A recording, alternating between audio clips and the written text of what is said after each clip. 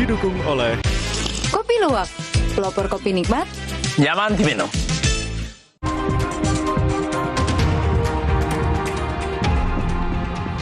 Petugas BPBD lakukan evakuasi korban banjir di Karawang.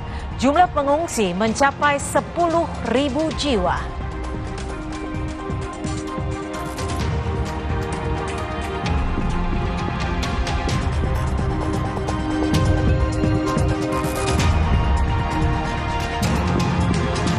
Wali Kota Bekasi Tri Adianto angkat bicara soal alasan dirinya dan keluarga mengungsi ke hotel saat banjir.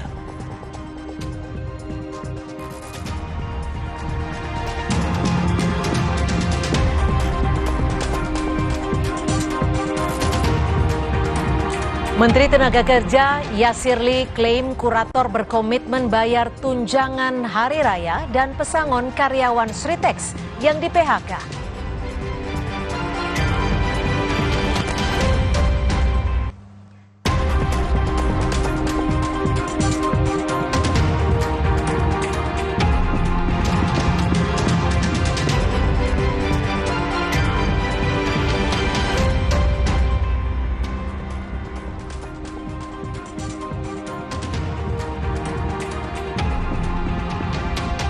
Salam jumpa saudara, 3 laporan utama tadi merangkai jumpa kita dalam Kompas Petang hari ini 5 Ramadan 1446 Hijriah. Saya Tifal Solesa akan bersama Anda nanti di paruh kedua program ini. Namun untuk paruh pertama, Anda akan bersama Cynthia Rompas. Cynthia. Ya, terima kasih Tifal. Saudara, kita ke informasi pertama di Kompas Petang. Banjir yang melanda sejumlah desa di Kabupaten Karawang, Jawa Barat meluas. 10.000 orang terdampak banjir dan kini seluruhnya memilih untuk mengungsi. Salah satu wilayah terparah terdampak banjir Desa Karangligar, Kecamatan Teluk Jambe Barat dan Desa Sukamakmur, Kecamatan Teluk Jambe Timur. Saat ini warga memilih mengungsi dan meninggalkan rumah mereka. Ketinggian air bervariasi mulai dari 50 cm hingga 3 meter. Meluasnya banjir menyebabkan tempat yang kerap dijadikan pengungsian seperti masjid dan aula kantor desa turut terendam. Luasnya banjir disebabkan debit Sungai Citarum yang terus meningkat hingga berstatus awas. BPBD, Dinas Sosial Kabupaten Karawang, serta pemerintah desa mulai menyiapkan dapur umum untuk kebutuhan korban banjir.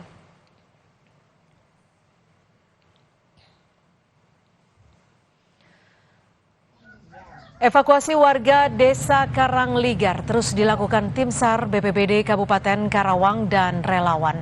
Awalnya warga bertahan sambil membereskan barang-barang rumah mereka. Namun permukaan air terus meninggi dan mencapai 3 meter. Korban berupaya menghubungi Pemda Karawang untuk segera dievakuasi dari rumah yang nyaris tenggelam. Data sementara, saudara, total korban banjir Kabupaten Karawang mencapai 10.180 jiwa. BPBD Karawang juga mendirikan dapur umum dan tenda pengungsian serta mendistribusikan logistik bagi warga. Dikirain air nggak meluap dan tadinya pakai perahu bisa kalau rencanakan, ternyata arusnya terlalu deras. Rencana hari ini mau kemana Pak? Kontrak. Ngontrak ya? Ya. Tadi di sekitar rumah Bapak berapa ketinggian air Pak? Perkiraan kalau dari rumah saya itu ada 2 meteran. 2 meter. Tadi ada yang sampai genteng juga di depan rumah Bapak itu ketinggian Lebih ada 3 meter. Tim SAR Bandung, BPBD, serta komunitas relawan mengevakuasi sejumlah warga yang terjebak banjir. Korban banjir yang terjebak beberapa diantaranya lansia dan juga balita. Warga yang terjebak banjir setelah bertahan 1 malam akhirnya dapat menghubungi tim SAR melalui Ketua RT untuk meminta pertolongan evakuasi ke pengungsian. Tim SAR kemudian melakukan penyisiran untuk menjemput para korban banjir yang terjebak dengan menggunakan perahu karet. Tim SAR menyiagakan 3 perahu karet dan 10 anggota tim SAR, terdiri dari anggota SAR Bandung, BPBD, serta komunitas relawan di lokasi banjir terparah.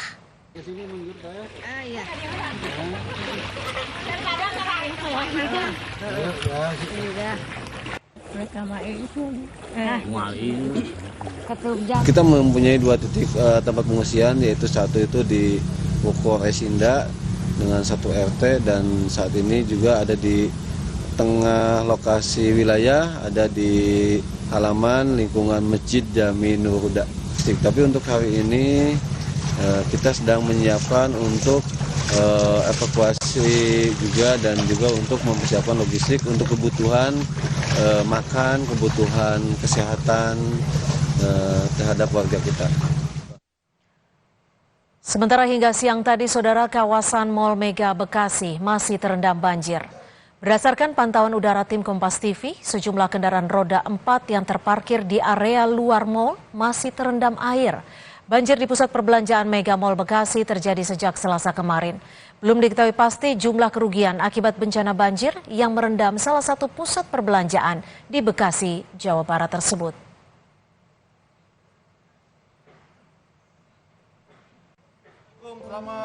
Banjir di Bekasi juga menerjang Lapas Cikarang. Warga binaan perempuan dipindahkan ke Lapas Perempuan Bandung. Pihak lapas juga telah bekerja sama dan mendapat dukungan dari Polres Metro Bekasi dan Polsek Cikarang, baik personel maupun perahu karet untuk membantu lalu lintas, serta pemberian makanan bagi warga binaan. Lapas Cikarang dihuni 1.451 warga binaan. Guna mempercepat surutnya banjir, sejumlah pompa dikerahkan untuk membuang air ke area luar lapas yang lebih rendah.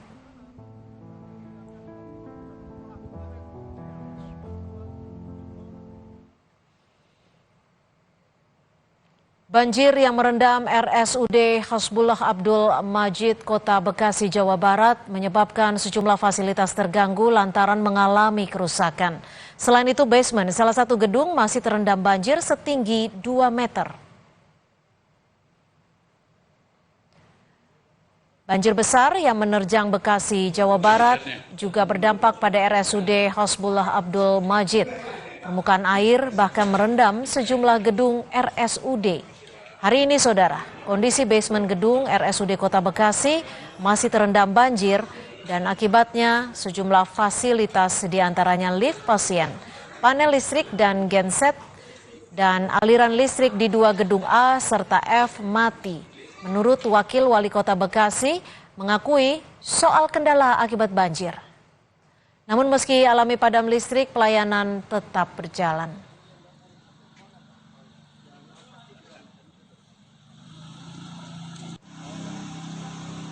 Ada masalah listrik karena trafo dan panel-panel kita terendam semua. Jadi ini perlu ada perbaikan. Mudah-mudahan besok ya. Karena saya tanya ke TNC tadi katanya lebih setengah hari perbaikannya, dan beberapa mungkin harus diganti. Gitu. Nah, mudah-mudahan pada hari ini memang listrik di sini belum menyala. Dan kita ke depan pelayanan tetap jalan terus. Jadi cukup banyak pasien. Jadi dengan secara manual kita juga masyarakat ini, teman-teman juga dari sini melihat BPJS lewat HP masing-masing. Sehingga ini suatu upaya kita untuk tetap melakukan pelayanan terhadap masyarakat.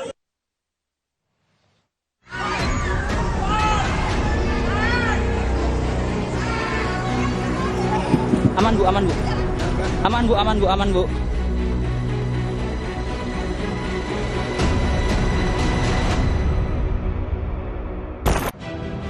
Banjir menerjang Bekasi. Kawasan Mega Mall Bekasi jadi salah satu titik terparah yang terendam banjir pada Selasa 4 Maret 2025. Derasnya arus air membuat sejumlah barang dagangan hanyut. Pedagang dan pengunjung yang panik berlarian menyelamatkan diri ke eskalator.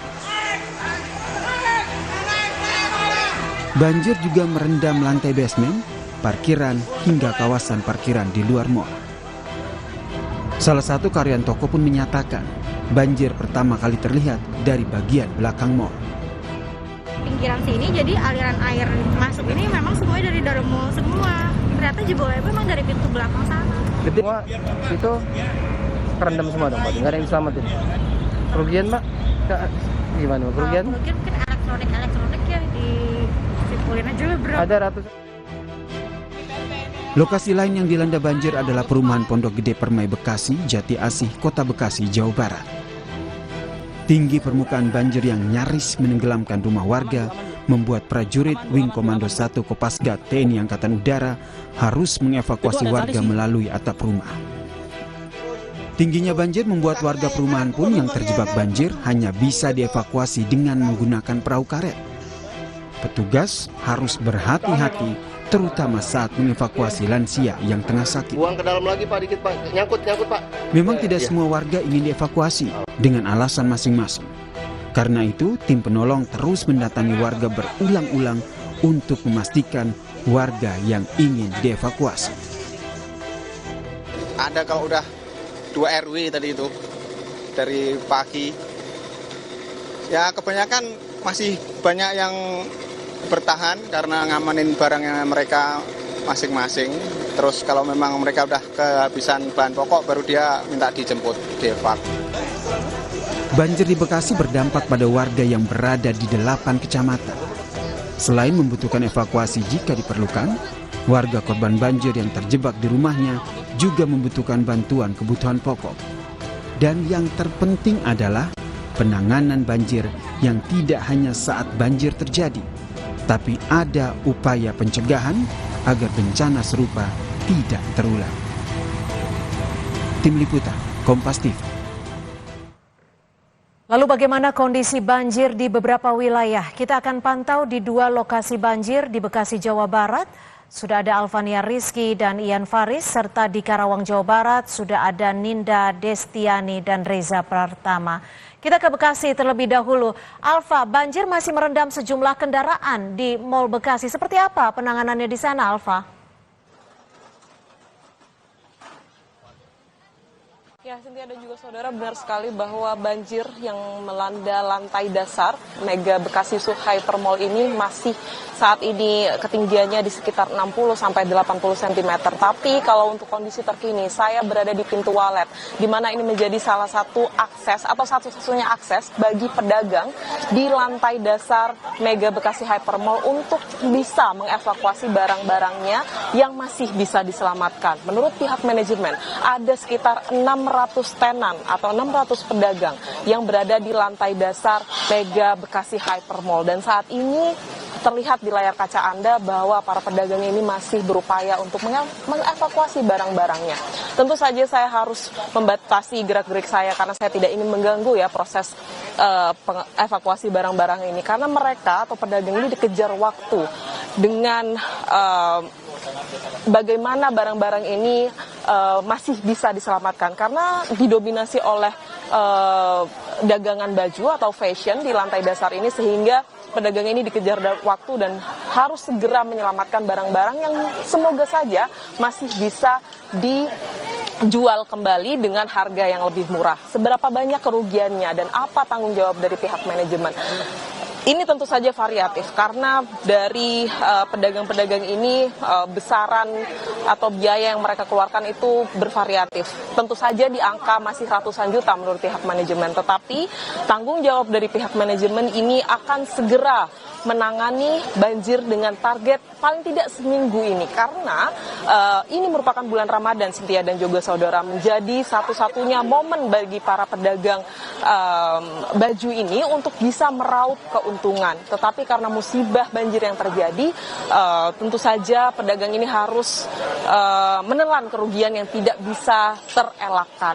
Tetapi harapannya bisa dalam seminggu ini sudah kembali beroperasi. Dan saat ini Mega Bekasi Hypermall sudah atau sedang tutup operasionalnya, Cynthia dan juga saudara, sampai seminggu target dari pihak manajemen untuk bisa benar-benar membersihkan banjir yang ada di Mega Bekasi Hypermall ini. Saat ini ada 3 mesin pompa internal dari pihak manajemen mall dan juga ada 8 mobil pompa yang dioperasikan untuk menyedot air banjir yang berada di kawasan parkir. Masih ada beberapa mobil yang belum bisa dievakuasi, tentu saja karena masih terendam atau ketinggian air masih cukup tinggi sehingga tidak dimungkinkan bagi para pemilik mobil untuk bisa mengambil kendaraannya. Tetapi semoga saja segera bisa dievakuasi karena ini berkaitan dengan juga operasional mobil dan juga biaya yang harus dikeluarkan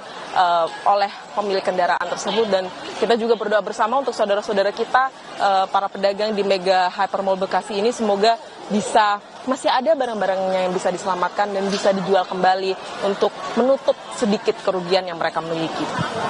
Cynthia. Ya, dari Alfania Rizky kita akan bergeser ke Karawang, Jawa Barat. Sudah ada Ninda Destiani. Ninda, kondisi banjir meluas, 10.000 warga diperkirakan sudah mengungsi. Seperti apa kondisinya di sana dan bagaimana penanganan kepada para pengungsi ini, Ninda? Ya, selamat sore Cynthia dan juga saudara. Saat ini kondisi banjir di Kabupaten Karawang sebetulnya kalau kami pantau ini memang ada di sejumlah area ya, yakni di sebanyak 3 kecamatan saudara. Salah satunya yakni di Kecamatan Teluk Jambe Barat, di tempat kami melaporkan, dan ingin kami sampaikan adalah kami sedang berada di salah satu rumah warga yang terdampak banjir. Bisa Anda lihat saudara, teras ataupun lantai ataupun rumah warga ini masih terendam oleh banjir. Kalau berdasarkan informasi dari warga setempat begitu, saat ini di hari kedua banjir yang terjadi ini memang sudah turun ya untuk debit airnya. Kalau kemarin kita bisa lihat di sini saudara, ada bekas ini adalah bekas tapak air begitu. Kalau kemarin sempat tinggi, namun sekarang sudah turun sekitar 15 hingga 20 cm saudara. Nah, selain itu kami juga melihat saat ini sejumlah warga yang terdampak banjir gitu, rumahnya khususnya mereka sedang berbenah diri, kemudian juga mereka mengamankan sejumlah barang-barang yang berharga khususnya untuk diamankan di tempat yang paling aman. Kita akan lihat salah satunya ini di rumah warga, tepatnya berada di Desa Karangligar saudara. Kalau kita lihat tinggi air di hari kedua banjir ini ada pada setinggi betis orang dewasa, bahkan hampir selutut ya kalau kita lihat. Assalamualaikum Ibu, punten izin ya Bu ya. Kita mau lihat kondisi, Bu boleh ngobrol sebentar Bu bersama Kompas TV secara live di sini. Ibu boleh diceritakan, ini kalau kami lihat masih terdampak ya Bu, ini sudah hari kedua betul ya Bu ya. Saat ini kondisi banjir ini sudah surut betul atau memang setinggi apa kalau kemarin Bu? Sedikit agak surut sekarang mah. Ya, kalau dulu-dulu sampai sini. Sampai sini ya. Paling parah itu ya sampai 3 meter ya Bu ya? Iya. Oke. Bu, saat ini Ibu sedang sedang berbenah barang-barang atau seperti apa? Iya, sedang berbenah rumah. Ada barang-barang berharga yang mungkin ini terdampak ataupun terendam banjir Bu? Udah diselamatin udah. Udah. Ibu mau ngungsi kemana? Ini tidur di mana Ibu habis ini? Di rumah saudara. Iya. Oke Ibu, terima kasih. Semoga ini rumahnya juga cepat dibenahi dan tidak ada banjir lagi ya Bu ya. Terima kasih Ibu. Itu dia Cynthia dan juga saudara, saat ini kami juga melihat warga sekitar di Desa Karangligar ini masih menunggu kemudian bantuan dari pemerintah, dan kami juga masih kemudian memantau akankah kemudian banjir ini akan surut nanti hari ini. Kalau kami lihat di sini sudah tidak ada hujan lagi dan cuaca ini sangat panas kalau di Karawang. Cynthia. Baik, terima kasih atas laporan Anda, Ninda Destianti dan juga Alfania Rizky melaporkan untuk Kompas Petang. Selamat bertugas kembali rekan-rekan. Saudara, seorang balita berusia 2 tahun ditemukan meninggal dunia usai perahu karet yang mengevakuasinya terbalik karena derasnya arus banjir di kawasan Tebet, Jakarta Selatan.